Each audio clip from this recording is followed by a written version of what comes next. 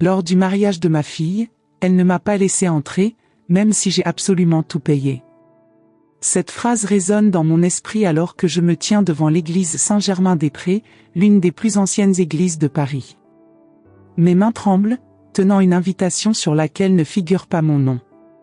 Le ciel printanier parisien, d'habitude si éblouissant, semble se moquer de ma douleur de son bleu parfait. J'ai 60 ans et je n'ai qu'une robe bleu marine que j'ai achetée spécialement pour ce jour, et un petit sac contenant le chèque final pour le buffet du mariage. Je m'appelle Elisabeth Moreau. J'ai travaillé comme infirmière à l'hôpital Saint-Antoine pendant plus de 30 ans, principalement sur le quart de nuit. J'ai élevé ma fille, Sophie, seule après que son père nous ait abandonnés alors qu'elle n'avait que 2 ans.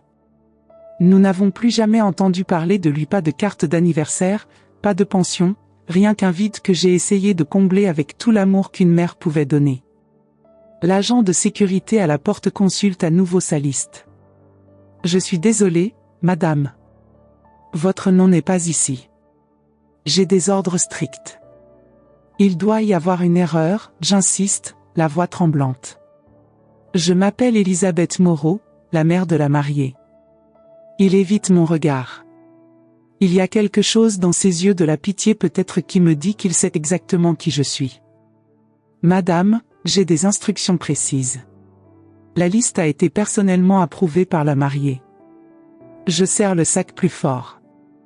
À l'intérieur, outre le chèque, se trouve la dernière facture de mariage que j'ai payée hier, 85 000 €.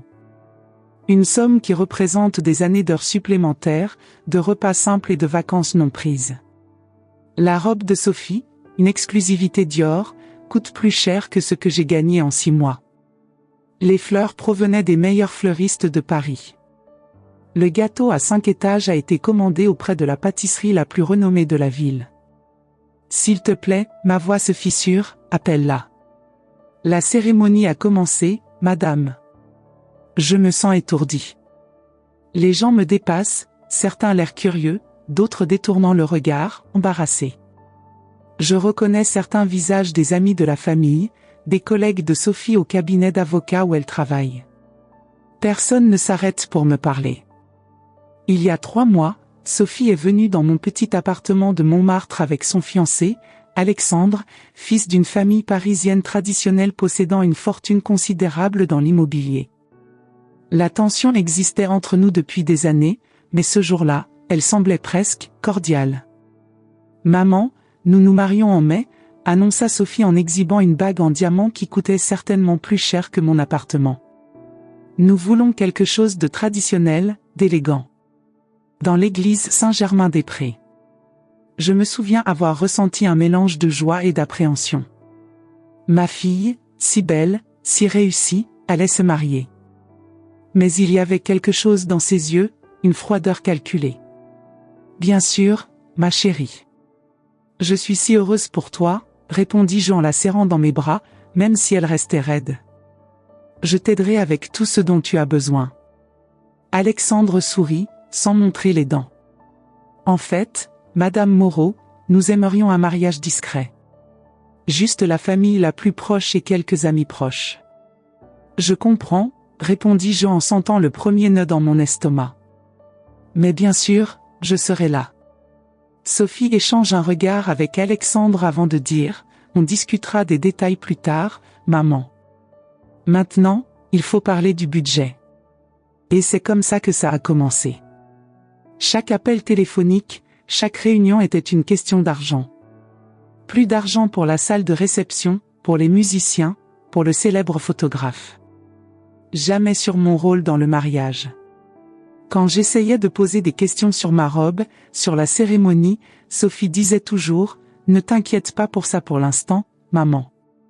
Il faut d'abord s'assurer que tout est parfait. » Parfait pour qui? Me voici maintenant, le soleil de Paris me réchauffant les épaules, tandis que j'entends, au loin, l'orgue commencer à jouer la marche nuptiale.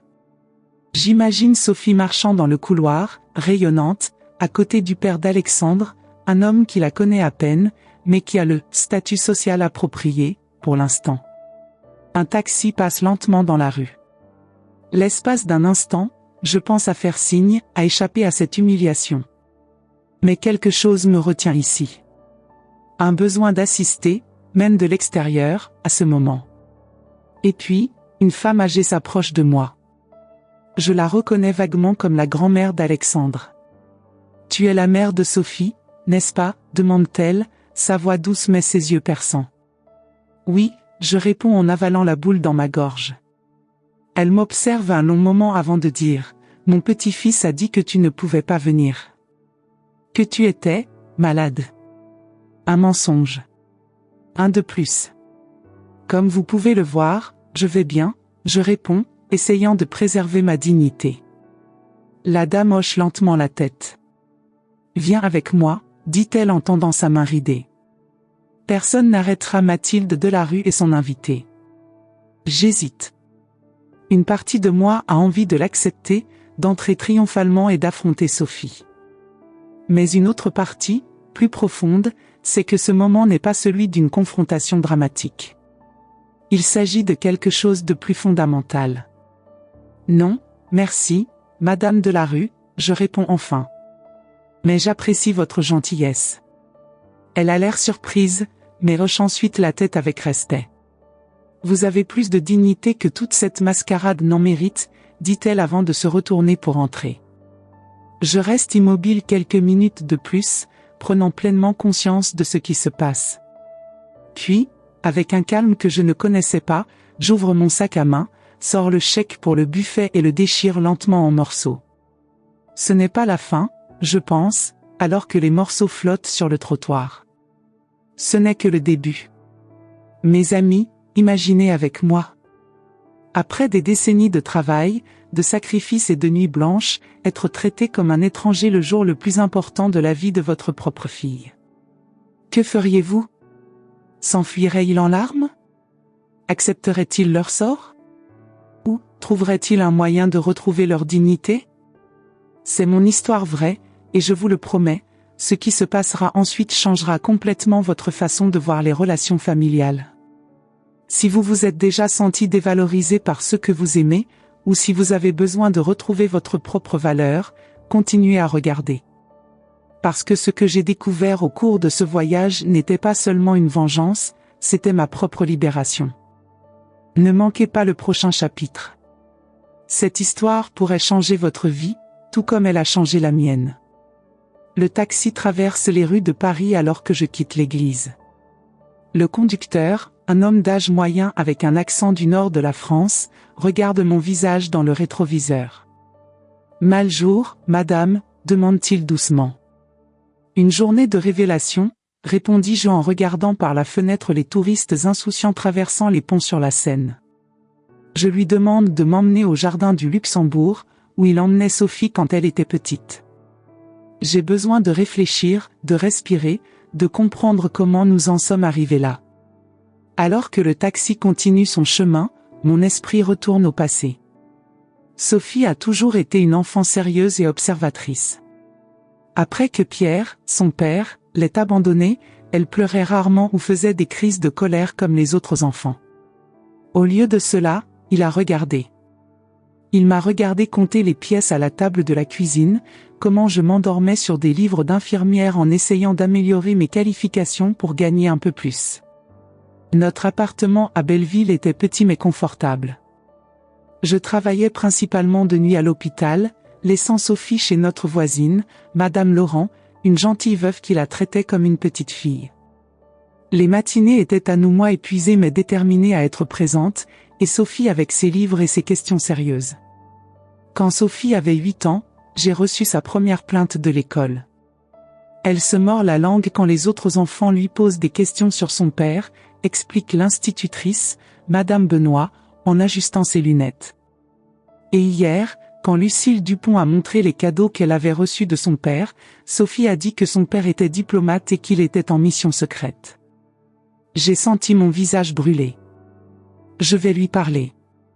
Ce soir-là, en préparant notre simple soupe, j'en ai parlé à Sophie. Pourquoi as-tu dit ça à propos de ton père, ma petite?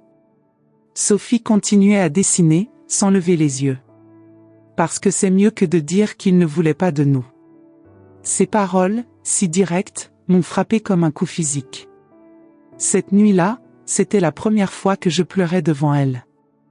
À mesure que Sophie grandissait, ses talents académiques devenaient de plus en plus évidents. Toujours première de sa classe, dotée d'une mémoire extraordinaire et d'une détermination farouche. J'ai travaillé des heures encore plus longues pour payer des cours particuliers d'anglais et d'allemand, sachant quelle langue serait importante pour son avenir. À l'âge de 16 ans, Sophie a commencé à changer. Il ne s'agissait pas seulement des transformations normales de l'adolescence, c'était quelque chose de plus profond, de plus calculé. Il a commencé à s'éloigner de nos traditions simples, les dimanches au marché, les dîners où nous partagions des histoires sur notre journée. Je suis invitée à passer le week-end dans la maison de campagne des parents de Juliette, annonça Sophie un vendredi. Juliette Laurent était une nouvelle amie de lycée, fille d'un chirurgien renommé.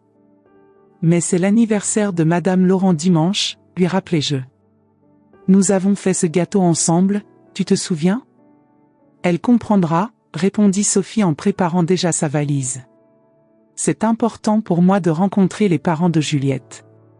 Son père a des relations universitaires. C'était le premier des nombreux week-ends que Sophie passait dans des maisons plus grandes, auprès de familles plus riches. Il est revenu avec des histoires de dîners sophistiqués, de bibliothèques privées, de conversations sur la politique et l'art. Et, de plus en plus, avec un regard critique sur notre petit appartement, nos vêtements achetés en solde, notre vie simple. Pourquoi n'essayons-nous pas quelque chose de différent aujourd'hui, maman? Suggère Sophie, 17 ans, en tenant un magazine de cuisine ouvert sur une recette complexe de bar sauce safran. Quelque chose de plus, raffiné?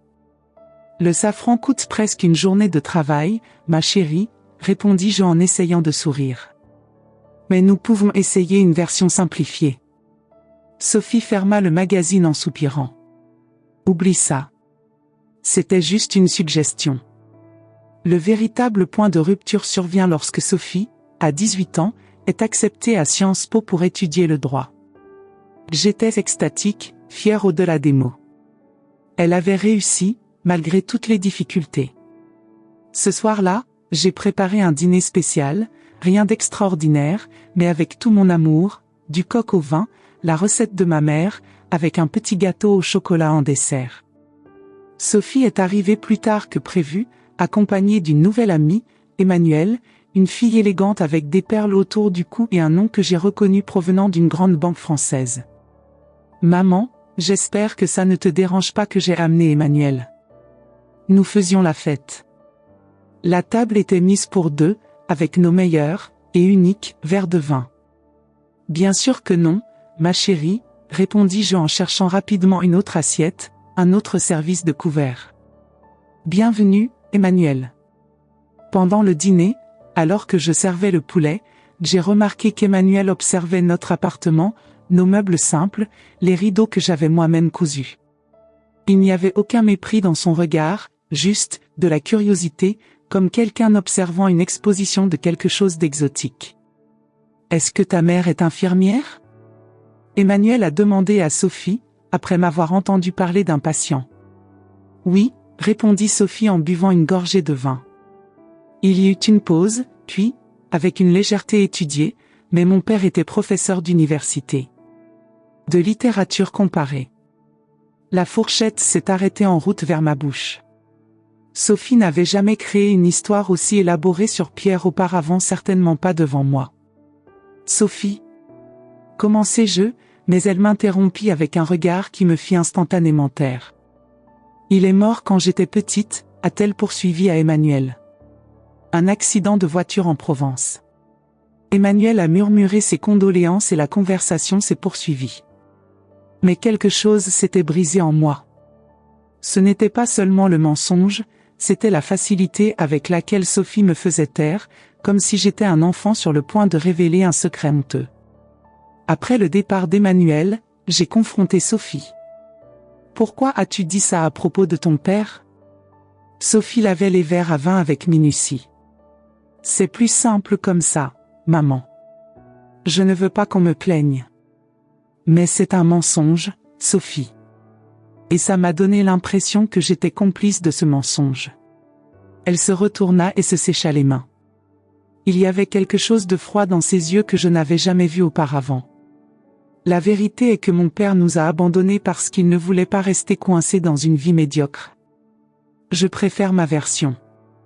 Ces paroles m'ont frappé comme une gifle. Médiocre? C'est comme ça que tu vois notre vie? Sophie soupira, comme si elle expliquait quelque chose d'évident. Regarde autour de toi, maman. Nous survivons, nous ne vivons pas. Toujours à compter les centimes, toujours à nous contenter de moins. Je ne veux pas ça pour moi. J'ai fait tout ce que je pouvais. Commençai-je, ma voix s'éteignant. Je sais, répondit Sophie, son ton s'adoucissant légèrement. Et je l'apprécie. Mais maintenant, je dois créer mon propre chemin. Dans les années qui ont suivi, au fur et à mesure que Sophie progressait à Sciences Po puis rejoignait un prestigieux cabinet d'avocats, la distance entre nous s'est creusée. Elle venait rarement me rendre visite, toujours avec des excuses concernant le travail, les études, les engagements sociaux. Lorsque nous nous rencontrions, généralement dans des cafés neutres, plus jamais dans notre appartement, elle parlait de ses collègues, de ses voyages, de son nouveau monde, un monde dont je ne faisais pas partie. Et puis, il y a 1 an, elle a rencontré Alexandre Delarue lors d'un événement caritatif. Fils de l'une des familles les plus anciennes et les plus riches de Paris, il représentait tout ce que Sophie avait décidé de valoriser, le statut, la richesse, des relations sociales impeccables. Le taxi s'arrête à l'entrée du jardin du Luxembourg, interrompant mes souvenirs. Je paie le prix du billet et pars, sentant le soleil de mai sur mon visage. Je me promène dans les jardins immaculés, croisant des enfants qui jouent avec des petits bateaux dans le grand lac central, tout comme Sophie. Je trouve un banc vide et m'assois en regardant les touristes prendre des photos du palais du Luxembourg. C'est ici, dans ce jardin même, que Sophie m'a dit pour la première fois, un jour, je vais vivre dans un palais comme ça, maman. Elle n'avait que 7 ans. À l'époque, je lui ai embrassé les cheveux et je lui ai dit qu'elle pouvait être tout ce qu'elle voulait. Je n'avais pas réalisé que le prix de cette ambition serait moi-même. Le soleil commence à se coucher sur Paris alors que je continue de m'asseoir au jardin du Luxembourg. Je vérifie ma montre 17h45. À présent, la cérémonie devrait être terminée. Sophie et Alexandre sont probablement au Grand Palais, où aura lieu la réception, encore une dépense exorbitante de ma poche. Mon téléphone sonne. Il est le coordinateur du buffet. Madame Moreau? Nous avons un problème avec le paiement final. Le chèque n'est pas arrivé. Comme c'est étrange, je réponds, ressentant une satisfaction que je n'ai jamais connue auparavant. Je l'ai envoyé il y a quelques jours. Eh bien, nous ne l'avons pas reçu et nous avons besoin d'un paiement avant de servir le dîner. Je comprends. Quelle situation difficile, dis-je d'une voix calme. Je vous suggère de parler directement au marié. Je raccroche avant qu'il puisse protester. Ce n'est que le début. Je me lève et commence à marcher vers la scène. J'ai besoin de mouvement, volontairement. Ma prochaine destination est claire. 30 minutes plus tard, je me retrouve devant la Banque nationale de Paris, où j'ai mon compte depuis plus de 30 ans. J'entre et demande à parler à Monsieur Lefebvre, le gérant qui connaît ma situation financière mieux que quiconque. Madame Moreau, me salue-t-il en désignant une chaise dans son bureau. Comment puis-je vous aider aujourd'hui? Je dois annuler certains paiements et apporter des modifications importantes à mon compte, explique-je en sortant un dossier de mon sac. À l'intérieur se trouvent tous les contrats, toutes les factures de mariage qui n'ont pas encore été payées. Monsieur Lefebvre ajuste ses lunettes pendant qu'il examine les documents. Cela représente une somme considérable, madame. En êtes-vous sûr? Absolument, je réponds d'une voix ferme. J'aimerais également transférer toutes mes économies sur un nouveau compte dans une autre banque. Il me regarde, surpris. Je vois. Cela pourrait être compliqué avec les paiements impayés. Les paiements ne seront plus nécessaires, j'explique. Il y a eu un changement de plan. 1 heure plus tard, je quitte la banque avec une étrange sensation de légèreté. 3 décennies d'épargne, près de 120 000 € initialement destinés à ma retraite puis redirigés vers le mariage de Sophie sont désormais protégés, hors de portée de tout engagement futur dans cette imposture. Mon téléphone sonne à nouveau. C'est Sophie. J'appuie sur le bouton pour rejeter l'appel. Quelques secondes plus tard, un SMS. Où est l'argent pour le buffet? Il menace d'annuler.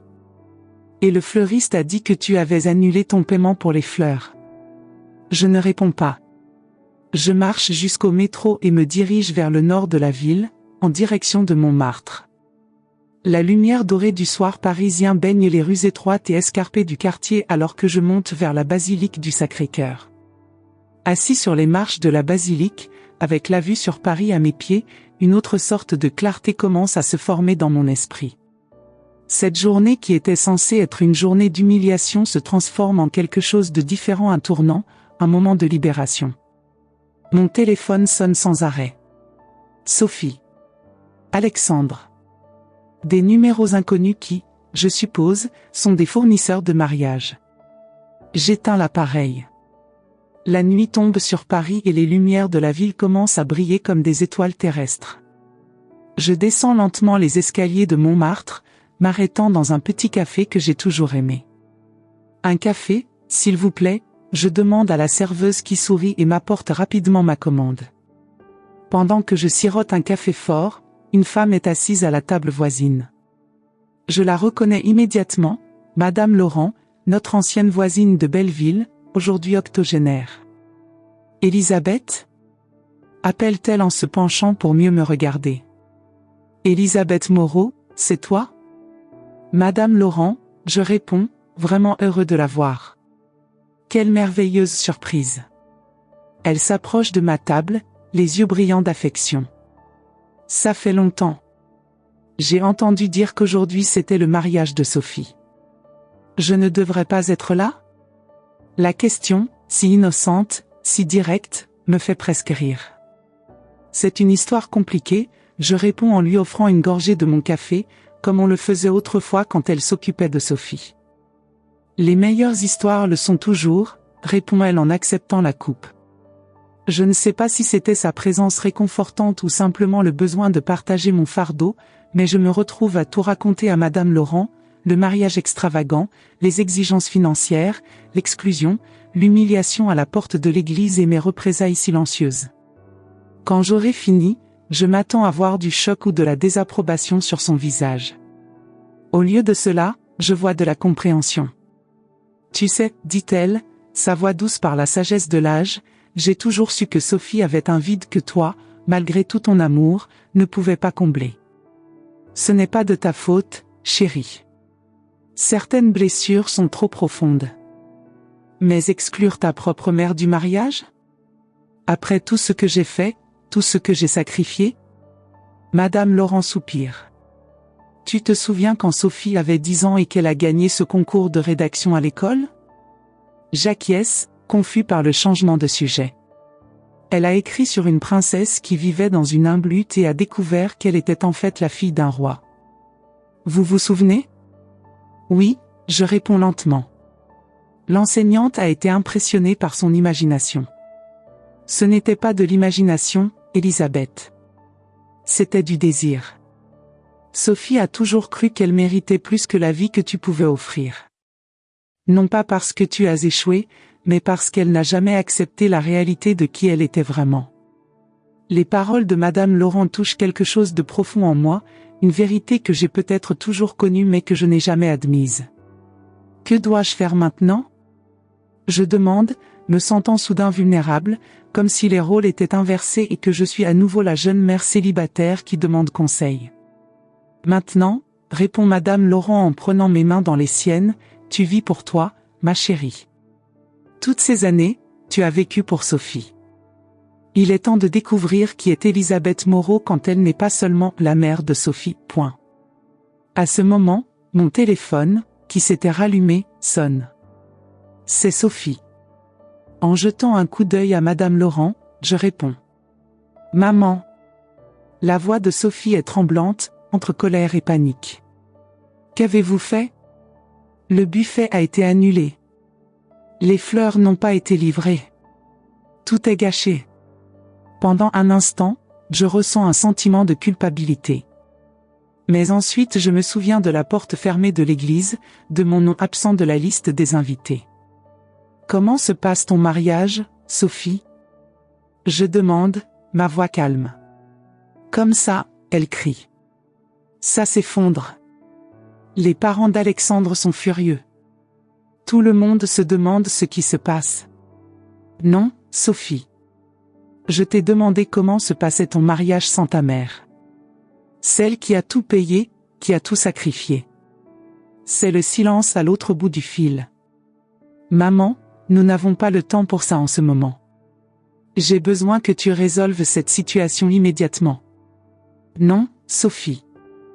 Je ne vais rien arranger. En fait, j'ai pris une décision. Tout l'argent qui restait pour ton mariage, le buffet, les fleurs, l'orchestre, le photographe a été redirigé vers moi. Tu ne peux pas faire ça, sa voix est un pur choc. C'est mon mariage. Oui, c'est ton mariage. Le tien, pas le mien. Tu l'as dit clairement quand tu ne m'as pas permis d'entrer dans l'église. Quand tu as effacé mon existence de ta vie parfaite. Alors maintenant tu vas devoir trouver un autre moyen de payer pour cela. Les parents d'Alexandre ne me pardonneront jamais cette humiliation, murmure Sophie. Peut-être qu'il est temps d'être honnête avec eux, alors, je réponds. De qui tu es vraiment? D'où tu viens vraiment? De la mère infirmière qui a tout sacrifié pour que tu puisses prétendre être quelqu'un que tu n'es pas. Tu me punis parce que tu es jaloux, accuse Sophie d'une voix aiguë. Tu as toujours été jaloux que je puisse échapper à la vie médiocre que tu as choisie. Ces mots devraient me blesser, mais curieusement, ce n'est pas le cas. Au lieu de cela, je les vois tels qu'ils sont réellement, les défenses désespérées d'une femme qui a construit son identité en rejetant ses propres racines. Non, ma fille. Je ne suis pas jaloux. Je suis désolé. Parce que tu as troqué le véritable amour contre les apparences. Et un jour, quand les apparences échouent et elles échouent toujours, que restera-t-il? Maman. La voix de Sophie s'éteint, et pendant un instant, j'entends un écho de la fille qu'elle était autrefois.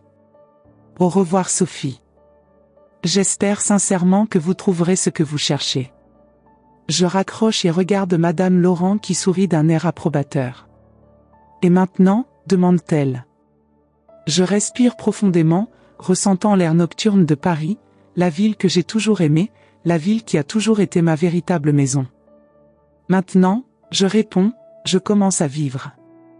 3 mois se sont écoulés depuis le jour du mariage.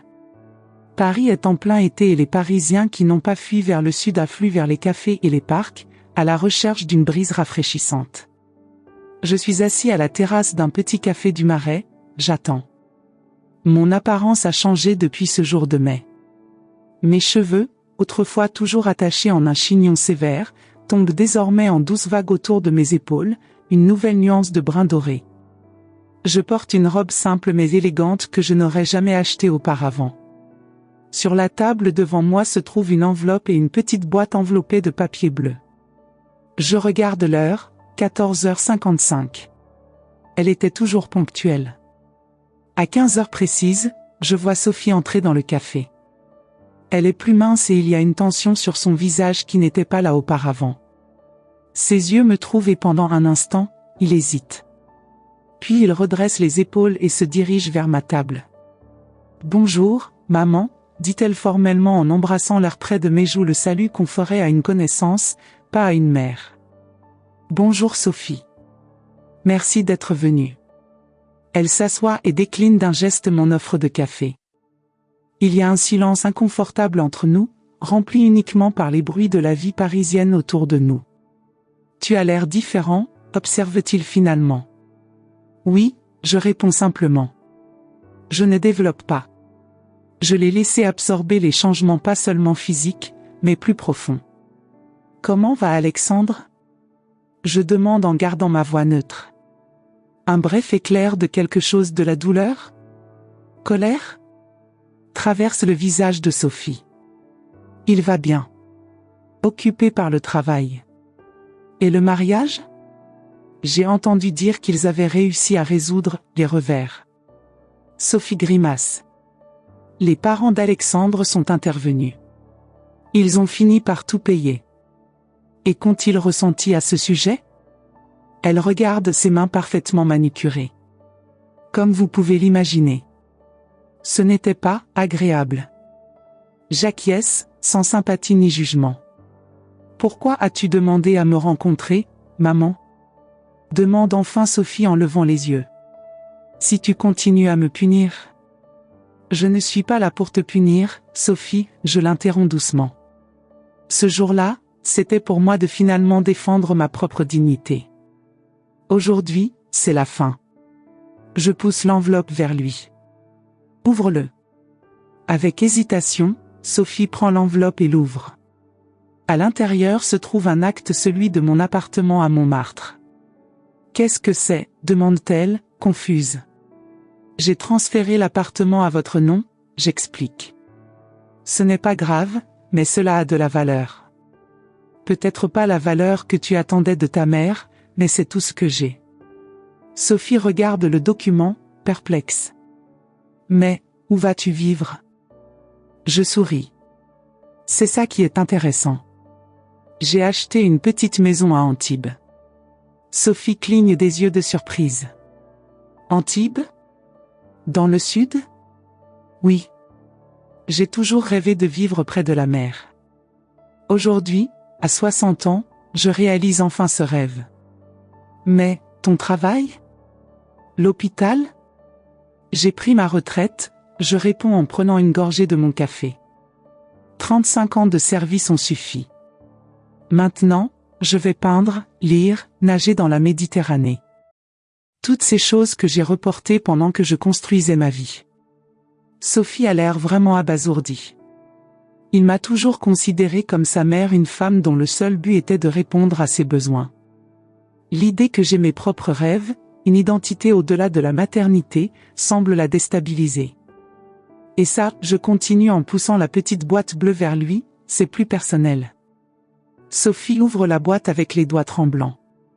À l'intérieur se trouve une broche antique en argent en forme de fleur, le seul héritage de ma propre mère. Ta grand-mère portait ça le jour de son mariage, j'explique. Et moi dans le mien. J'aurais aimé que tu l'aies dans le tien, mais... Ce n'était pas là, ajoute Sophie, la voix à peine audible. Non, je ne l'étais pas. Elle tient la broche comme s'il s'agissait d'un objet précieux et fragile. Pourquoi me donnes-tu ces choses maintenant? Après tout ce qui s'est passé? Je prends une profonde inspiration, organisant soigneusement mes prochains mots. Parce que j'ai besoin de me libérer, Sophie.